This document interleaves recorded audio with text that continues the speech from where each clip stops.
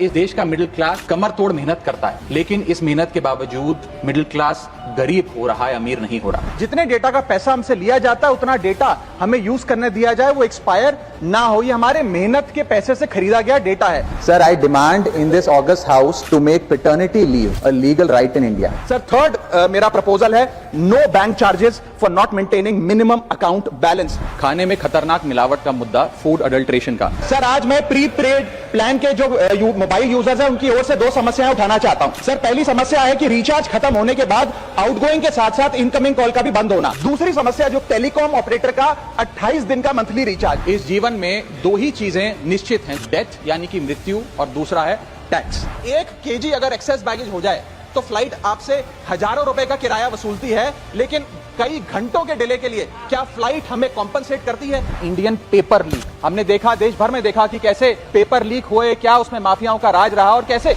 बच्चों का भविष्य आज अंधकार की कागार पे खड़ा हुआ है। क्योंकि एयर पोल्यूशन का सारा दोष देश के किसान पर मढ़ा जाता है। आज मैं उस किसान की आवाज उठाना चाहता हूं। सरकार से मांग करता हूं कि हेल्थ और लाइफ इंश्योरेंस पर कम से कम हम जीएसटी ना लगाएं। ये कोई लग्जरी गुड या लग्जरी प्रोडक्ट नहीं है। सर आज एयरपोर्ट्स पर खाना इतना महंगा है, क्या इस पर कोई रेगुलेशन नहीं होना चाहिए? क्या कोई अफोर्डेबल कैंटीन का मैकेनिज्म नहीं होना चाहिए? सर मैं बात कर रहा हूं जोमेटो और स्विगी के डिलीवरी बॉयज की। सर आज मैं इनका दर्द इस सदन में रखना चाहता हूं, और ये 10 मिनट की डिलीवरी का जो जुल्म है इसे समाप्त करना चाहिए। कहीं कैशलेस इलाज अचानक मना कर दिया जाता है, महीनों तक फाइल लटकाई जाती है, रीइंबर्समेंट नहीं मिलता।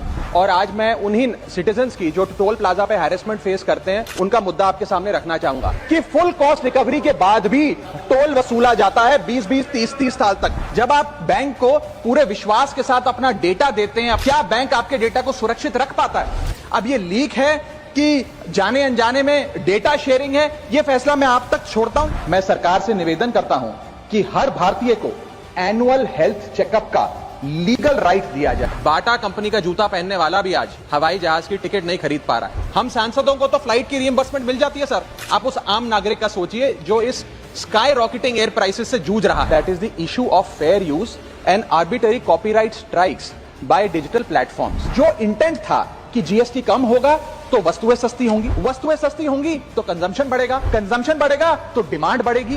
ये हुआ नहीं, और ये इसलिए नहीं हुआ सर क्योंकि प्राइवेट कंपनियों ने इस मुनाफे को जनता को नहीं सौंपा।